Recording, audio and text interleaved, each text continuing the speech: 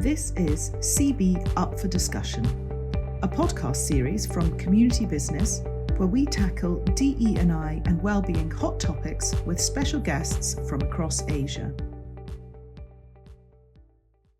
Well, thank you, Abbie, for joining me. My name is Scott Jones from Community Business, and I'll be your podcast host for this evening. And just a quick introduction, Abbie, please tell us about yourself. Yeah, of course. First of all, I'm so grateful to be talking with you today. So I'm Abbie. I'm the founder of the Rainbow Shoelace Project.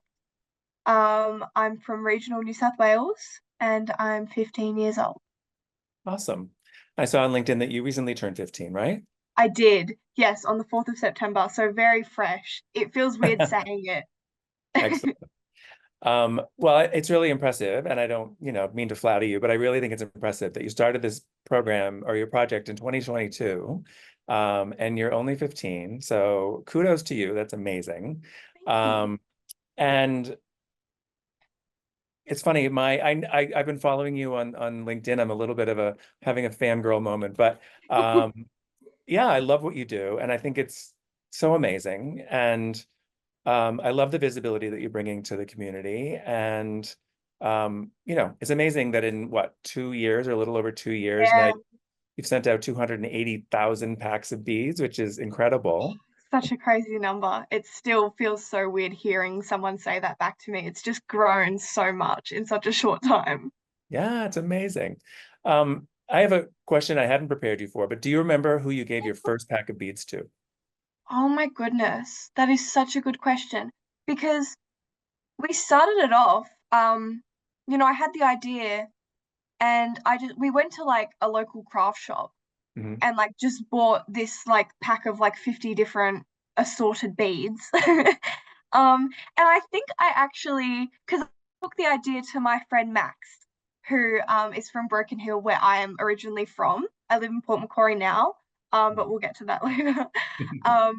So Max is, one of the other queer kids in Broken Hill, and I said, hey, what do you think of this? Like, maybe could we put together some packs and like you give them to your friends and stuff? So I think Max was the first person I gave a pack of beads to. Awesome.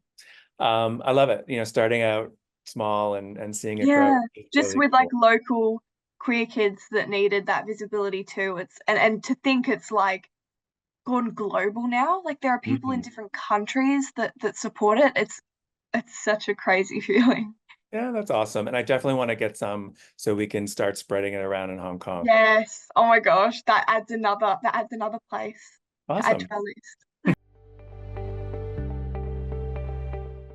Tell me how you got started. I mean, you told me about your friend Max, but like what made you start? So obviously I started this project when I was 12. And as I said, I'm 15 now. So I've grown a lot as a person during that time. But I had these little plastic rainbow beads on my shoelaces in about year 6 of primary school. That was when I was kind of discovering who I was and, exploring my sexuality. And, I think I'd always known that I'd liked girls and boys, and it was very confusing. And it was just a small way to show who I was. And then high school, it's a very daunting time for anyone. Especially young queer kids that live in regional towns. It can feel really lonely and scary. And when I got to high school, the amount of just generalized homophobia I heard, the amount of slurs I heard being thrown around, it made me terrified. And I went home that day and I said, Mum, I have to take these off my shoelaces. I don't want to cause a target on my back. I don't want people to look down and think, oh, she's gay, let's bully her for that. And I thought, hang on a second, why should I have to take off this small bit of pride that I have just because of closed-minded people? And I thought about all the other kids, not just in my school, but in Australia and the world, that still felt alienated and isolated just because of who they are. And then I thought of the idea that you normally see rainbows when you're looking up in the sky, and when you're experiencing homophobia, transphobia, and bullying, you tend to look down and hide yourself from the world. And just by looking down and seeing someone with these rainbow beads on their shoelaces, it can create a sense of community and a sense of safety and make you know that you're loved no matter who you are, because sometimes it can be hard to find those safe people. Absolutely. No, that's beautiful and amazing. I have a couple things to say about that. My daughter is in grade 6, so I can really resonate with how mean kids can be. And just navigating your identity at that age is really hard for anybody, but it's especially hard for anybody kind of exploring their sexuality and gender identity expression, right? And the other thing is I grew up in a small town, and obviously it was quite a while ago. But I grew up in a small New England town, and my experience in high school was miserable. I was bullied badly, so I can totally relate to that. And it really bums me out that we're still having this conversation in 2024, that it's still happening. And that's a really, really common misconception. So I've heard a lot of adults, and even my mum, didn't know that homophobia still existed. When I told mum that I heard kids being homophobic, she was like, "What?" She was like, "I didn't even know that kids were like that anymore." But obviously it's different because 30 years ago kids could barely even come out, and there was, say, like one gay kid openly out, in a whole grade, right? And now there are a lot more kids coming out, but that's also meaning that there's a lot more people vocalizing their hatred for it. And it's really sad. And I think it might be a peer pressure thing. It might be parental, kids look up to their parents who have those views. Or it could just be small-minded people that don't understand it, so they immediately go to hating it. Right. But it's really exhausting. And people thought, as soon as same-sex marriage was legalized in Australia, that all homophobia was abolished. And I would definitely say that in my experience, especially with this project, I've experienced a lot more homophobia from kids than I have adults. That's depressing, but really important to talk about. Yeah.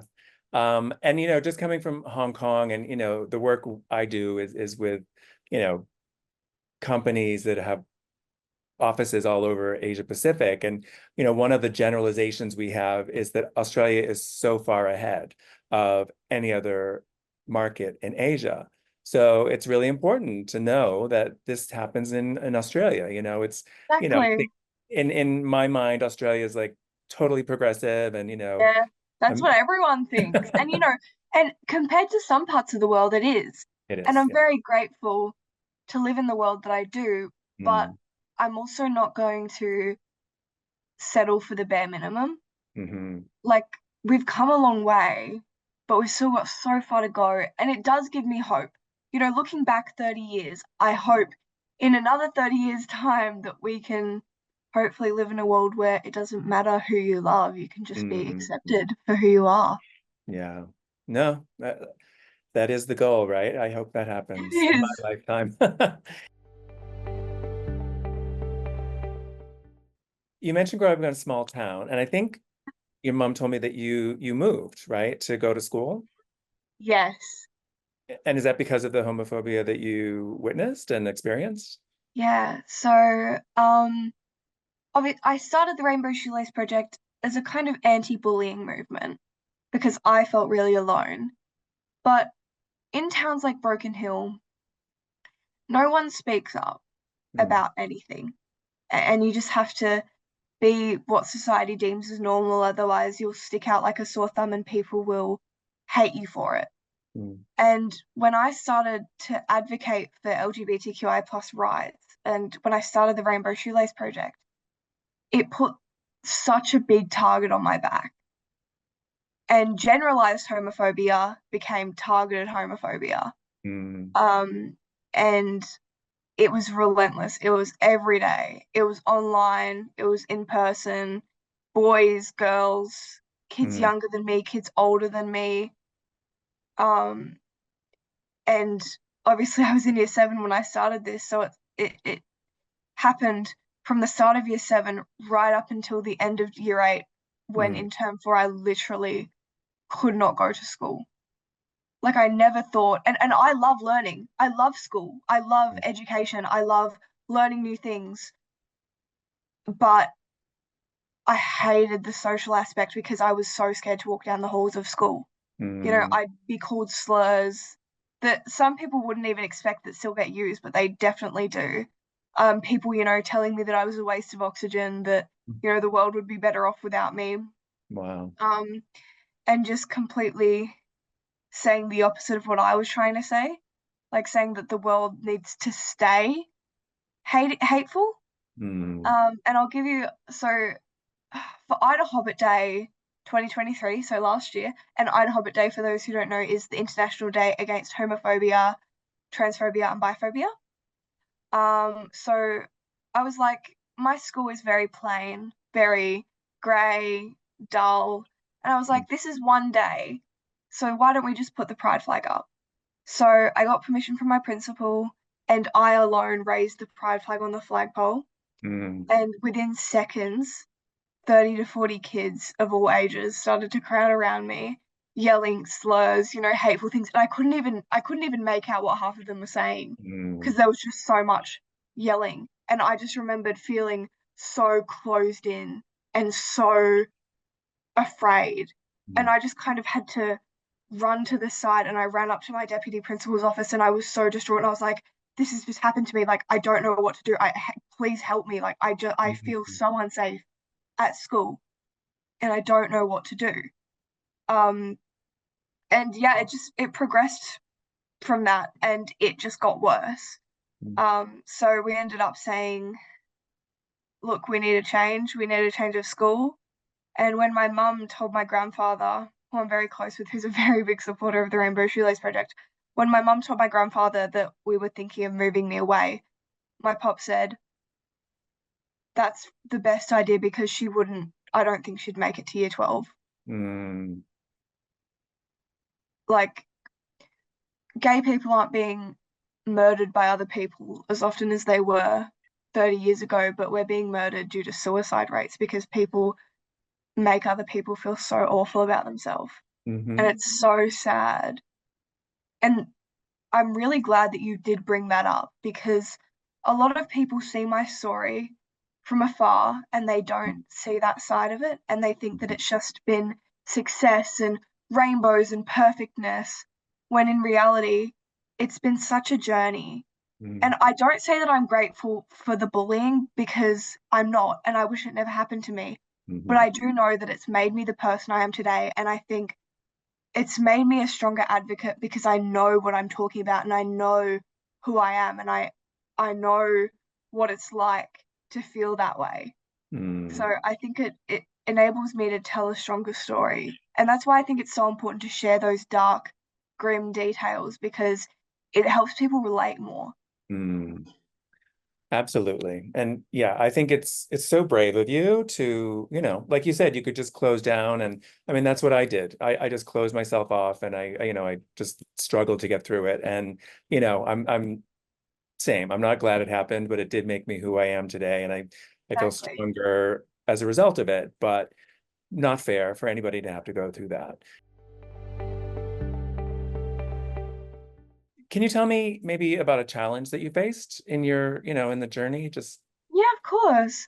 So I've obviously spoken a lot about the bullying, but on a more like professional, project starting level, I think just trying to initially spread the message was really hard, because you start up a social media page and you have 0 followers, and it's really hard to grasp people's attention and, spread the word. And then when we did get recognition from, celebrities like Christian Hull, when he posted, we hadn't yet had our website set up. Oh, wow. So we were doing orders through Instagram DMs because it was that small. It was that small. People would tell us their address, all that, and we were sending it for free, and we were doing shipping for free at that time. It was completely self-funded. It was not, Wow. it was not good on the bank account for us. But when Christian Hull posted about us, we got 700 orders overnight. Wow. And that was so, it was amazing, but it was so stressful. We were like, oh my God, we cannot manage this through Instagram DM. So we had to like quickly get a website set up, quickly do all this. And I think another challenge is just the whole financial side of it. So I've got a single mum who I'm very grateful for and who is my biggest supporter. And she hates it when I give her shout outs, but it's so important that I do because she's such a huge asset to this project and it wouldn't be possible without her. Obviously, she made me, number one. Number two, she supported me to do this. She supported my crazy idea of starting a worldwide project.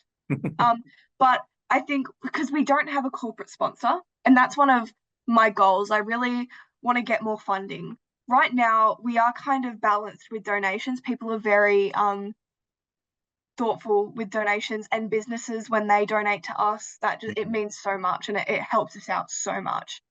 Yeah, so I don't know, just the financials and I guess the overall like starting it up was a challenge, like a big challenge. I bet. At what, how old? 12? 12, yeah. Yeah, And also, amazing. you know, it's not like my mum, her profession is not in business. We didn't know how to get an ABN or like do all this stuff. So we had to get advice from other people because we had no idea what we were doing. That's so cool. Well, I really hope through all of the exposure you get that you get a corporate sponsor, and not just one, but many. You really deserve it. I really hope so too. It would be a lot less stressful on my mum. I'm sure.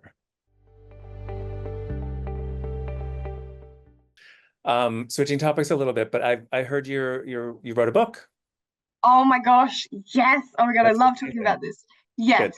So I co-authored a kids' picture book with Claire Thompson, who's an amazing children's book author. And we've been working on it for ages. And there was like a lot of, we didn't know whether we wanted to aim it at teenagers or young kids. We didn't know how detailed we wanted to make it. We were just very unsure, but we've settled on this beautiful story of finding rainbows, spreading kindness, and it's directed at very young kids, but it doesn't discuss topics of like homophobia and things like that, but it tells people how to be kind and shares the story of, Abbie, sending rainbow beads across the world. And the illustrations are so beautiful. I almost cried when I saw them for the first time. And it's just, there's something so crazy about seeing your story physically printed in a beautiful artwork of a book.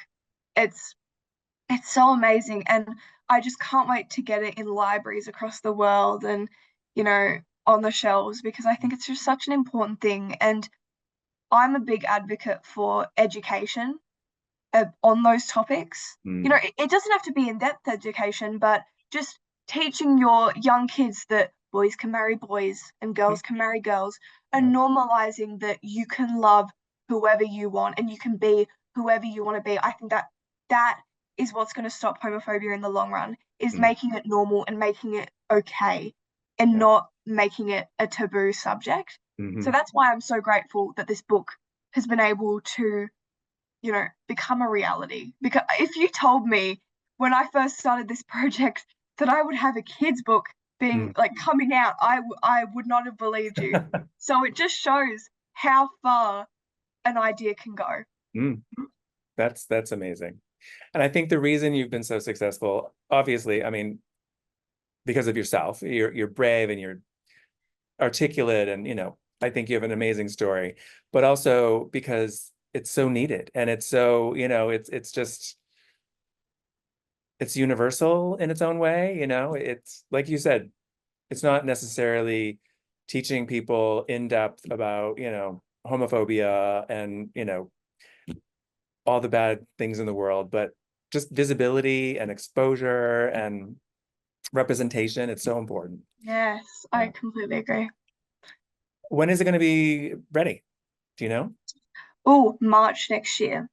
So we wanted to make it ready for Mardi Gras.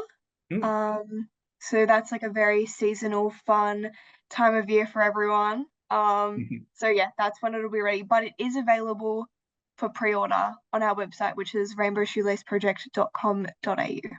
Awesome. Well, I am going to reserve one. What's the title of your book? It's called Abbie's True Colors. Nice. It's very cute. Oh, it makes me so happy thinking about it. That is awesome. And also, just to shout out, you received a Young Achiever Award recently, yes? Yes. So, I'm actually going to Sydney on Wednesday. So very soon. They're the Honour Awards. So I'm a finalist in that Young Achiever category, and it's crazy. There are only 4 finalists that get picked, and I don't know. I think all these awards and things like that, that's when the imposter syndrome kind of comes to play. It's like, do I deserve this? Have I done enough? Like, maybe I need to do more to feel like I'm worthy of this. But ultimately, obviously, it's not about the awards, but I think just getting to attend those ceremonies, and obviously at the Honour Awards, I'm so excited to go because I'm going to get to meet so many amazing queer people that are so powerful, that have done such amazing things. And it's just that networking and making connections. And those are the type of events where I meet people that inspire me to do more. So that's why I appreciate it so much. That's amazing. You have an amazing attitude, and I'm sure it's going to make you very successful in life. I've really enjoyed speaking with you. I could talk to you all night. Do you have anything else you'd like to say, or any last thoughts? I just want to share a story that I got from one of our supporters.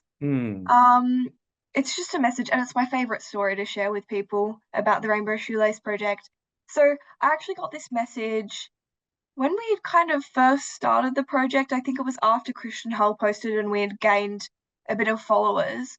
But this doctor from regional South Australia messaged us and went, "Hi, I just wanted to let you know, I just had a consultation with one of my clients. You know, he's 50 years old and I have beads on my work shoes." And he looked down and he asked me what they were and what they meant. So I explained the story of the Rainbow Shoelace Project. And this 50-year-old man said to me that he had never come out to a soul in his life, but that he was gay, and that he had never told anyone that before. And like, people often ask me, why beads? They seem so pointless. Like, they have no purpose. But it's not about the physical beads themselves, although they are very cute and they look great on shoelaces. It's about the conversation it starts, and it just creates that opportunity to share who you are with the world. And that is the most beautiful thing, is feeling like you can tell the world who you are. Yeah, that's beautiful. And as I travel around the world, some countries, some cities are just, you see the rainbow everywhere, you see gay flag, the pride flag, and then others you just don't. And in Hong Kong, we really don't. And so I'm gonna get some, and I'm gonna get them on people's shoes. Yes. Oh my gosh, it's so cool. They've gone global, and you know what? A fun fact about the Rainbow Shoelace Project? Next year, our beads will be going to Antarctica. Oh wow! And I'm just like, that is the furthest they will ever go. Like, how many people go to Antarctica? But it's just crazy. It's just crazy to think how big it's gone. But I appreciate your support so much, and you're going to help us out so much by distributing them, across the world. Well, we have an event coming up called Pink Dot. If you don't know about it, look it up. They have it in Singapore, and it's a huge event in Hong Kong, and it is actually this Sunday. So I can't get the beads for that, but I will definitely get them and spread the word. Yeah, that would be amazing. Thank you so much for talking to me. I really enjoyed it. And I really look forward to your posts and keeping track of your progress. Yeah, thank you so much for having me. This was amazing. Have a great night. You too. Bye, Abbie. Bye. Bye. Thank you for listening to CB Up for Discussion. For more information about our work across Asia, head to the Community Business website.